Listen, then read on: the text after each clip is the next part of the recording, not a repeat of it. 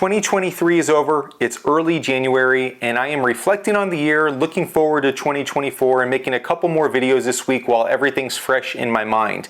And this one I think is really valuable. I made a video similar style to this last year that had a lot of good feedback, and so I figured it'd be a great opportunity to make one this year.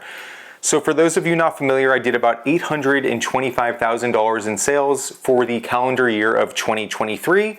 In 2022, I did about $585,000, and the year before that, I did around $300,000. So what I want to share with you, I took time to reflect. What really helped me make the jump in 2023? How did I go from doing almost 600K to about 250K more than that just 1 year later?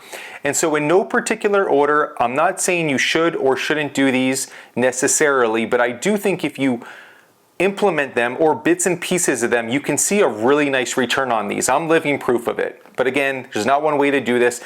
In no particular order, 6 things that I think helped me make the jump by about $250,000 from 2022 to 2023. First things first, I started sourcing daily. At least 5 days a week, very commonly on the weekends as well. Maybe not as extensively, but just to fill you in, basically I'm a morning person, I always have been, and now I have a young family. So 5 to like 9 or 10 o'clock is the only time of day that are truly mine, meaning that nothing can really get in the way.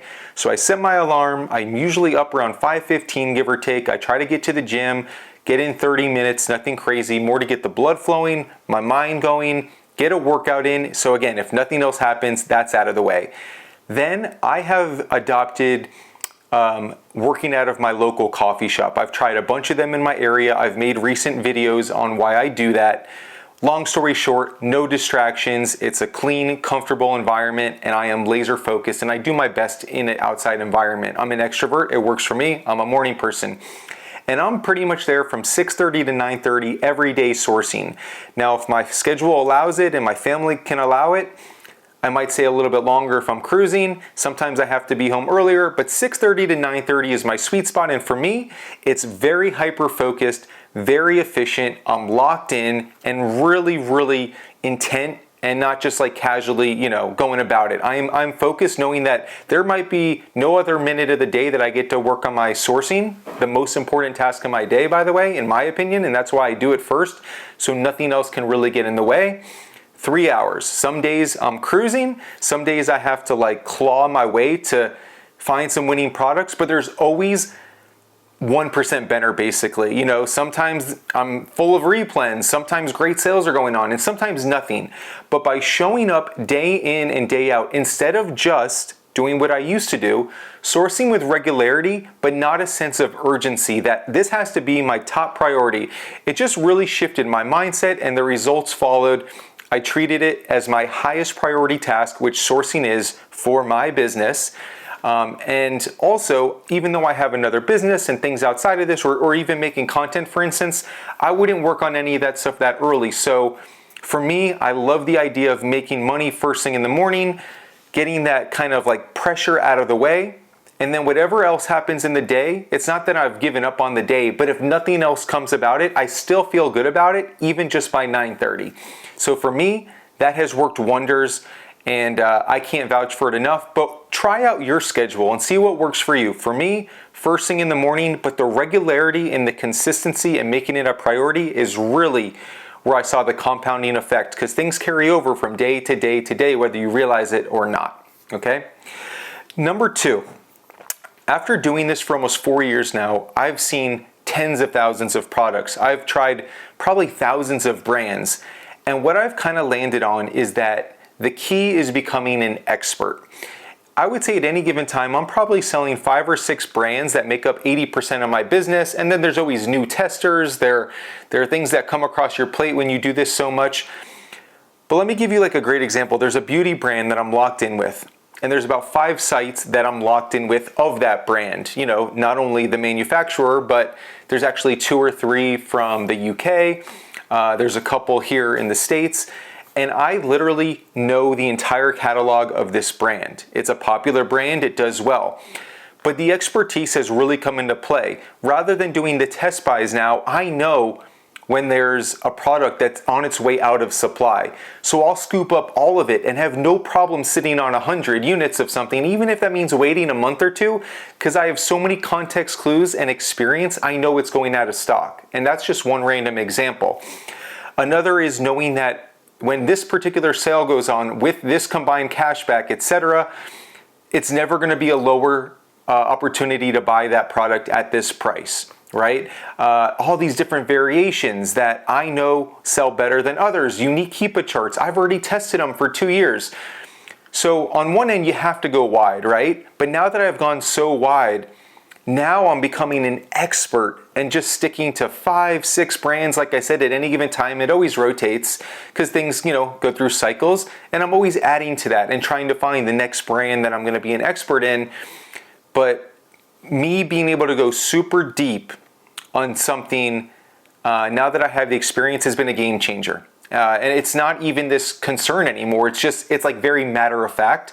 And that only comes with time, test buys, experience, feedback. And fortunately, now that I've stuck at it for so long, I'm getting to reap the benefits of that. And I can't emphasize that enough. So if you're new, for instance, how you can apply that. Let's say you have a winning brand, that you have a handful of products that have done well for you. Rather than worry about the next brand and the next brand and the next brand, become an expert in that brand and become an expert in the site after that carries that brand. And maybe have 5 different sites that carry the brand and become an expert in that one brand, but across all the sites. When does this one have a better sale? When does this one have good cashback? Is there a catch-all email I can use to always get 20% off? Things like that. The expertise has finally caught up. There's no way to really expedite that. But I would say for anybody struggling, once you get a taste of a winning product or brand, try to really dive into that and then worry about going to the next thing. And I think it really pays off. I really, really do. It has for me at least. Number 3 is sharing leads. You hear this all the time, and I know it could sound easier said than done, but just conceptually when you think about this, if I have 100 winning products and John Smith has 100 winning products, and we both put in 2 hours a day, let's say, to finding our products. Well, if we simply share our catalog with each other, or every day a couple products with each other, we're getting double the results with no extra work other than a couple messages, right? And you might say, well, I don't know how to go about that. I don't post content. I totally get it. I'm not saying to become somebody that has to post at the level I do or that consistency, but my advice would be to find somebody at a similar level as you. And for the reason, I've had people message me leads, and the right thing to do is kind of exchange them. But sometimes, if I'm doing $800,000 a month or a year in sales and someone's doing 100, it's not a better than or worse than thing. It's just simply when you share leads, for instance, you're kind of giving up your storefront, because the truth of the matter is somebody can look it up. So if I've put in all this year of work, not that it's impossible to find a storefront, and now not that that's the whole name of the game, there's so much more to it. You want to find someone at your level so that it's like an even swap if you guys were to literally just give each other your storefront, in my opinion. So I would just try to make yourself out there, message some people, just say, hey, this is where I'm at in sales, these are my goals. Do you want to start sharing 1 lead a day with each other? And then you can kind of feel it out and see the trust and the consistency and go from there. That's what I've done. I put myself out there, started becoming friendly with people. One thing led to another. And it's not just the leads, it's being able to ask questions, get advice. Also, other people have sold certain things before, so you don't have to test buy. They've already done the test buy, right? So incredibly valuable. Again, conceptually, it just makes tremendous sense. And so if you're comfortable doing it, I would just really try to find somebody in your range and start small. But it makes such a drastic difference. You have days you're not finding anything. They have days they're hitting home runs, and vice versa. It always evens itself out. That's a huge game changer. Next up, I'm going to put number 4 is leads list. I joined a leads list probably midway through the year, and I'm somebody that knows how to source well. So I can take the leads list and say, okay, well, everyone sees this product, this is gonna tank, but I found the variation that nobody sees. Or now this exposes me to a new brand that I've never sold before, or it takes me to a site I didn't know exist. Or this product's out of stock, but I'm gonna save it. Or I'm gonna save every ASIN and run it through Keepa Product Finder every couple months, because at one point in time, these were winners. And also the leads list, they probably vetted out IP alert brands and things like that. So at face value, it's not that the leads list is going to make or break your Amazon selling career.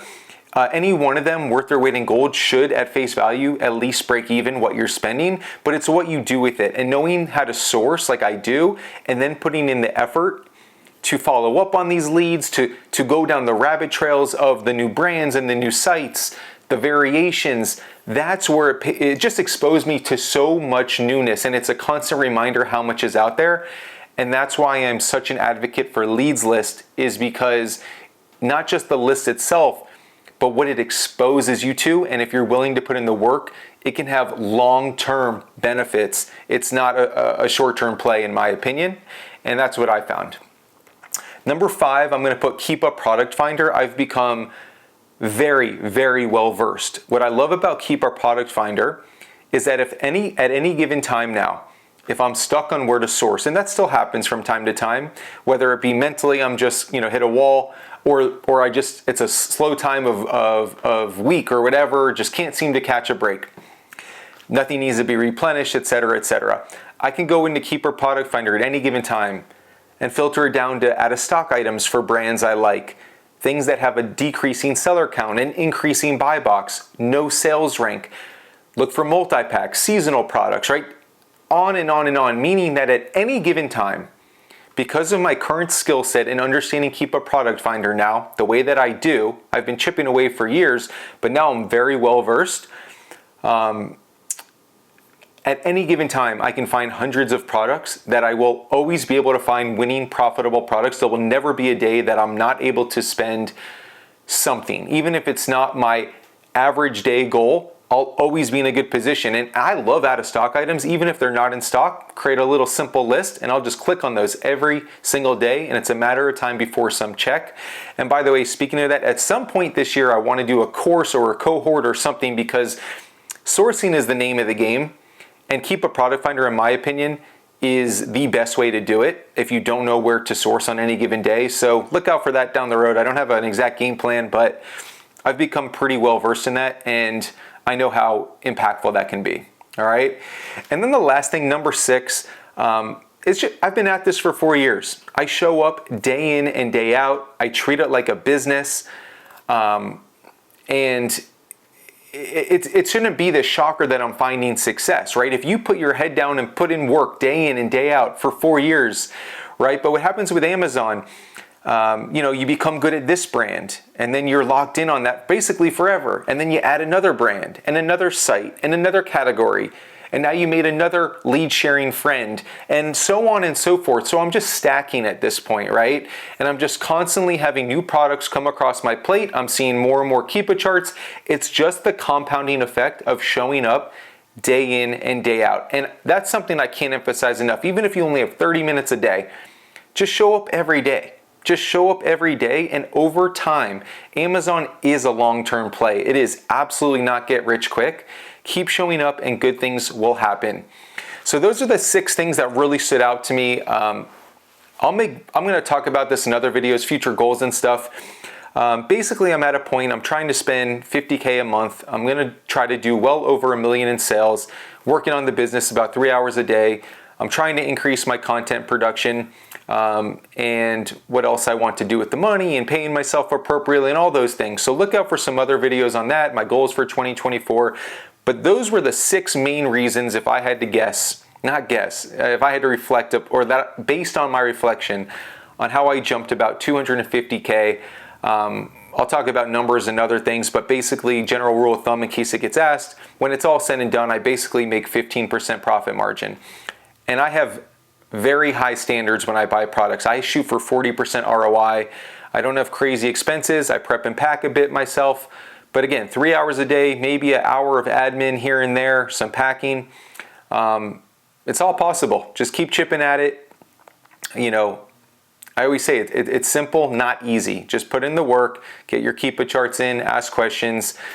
Anyway, I'm Jonathan, Duke Does Amazon. I appreciate you guys being here. I look forward to sharing a few more things, reflecting on 2023, talking about 2024, and then we'll kind of move on. But again, while this stuff's fresh in my mind, I do think it's important. I think reflection's important. I think it's important to look where we're going and to kind of have a game plan, see things that work and don't work and adjust from there. So once again, appreciate you guys.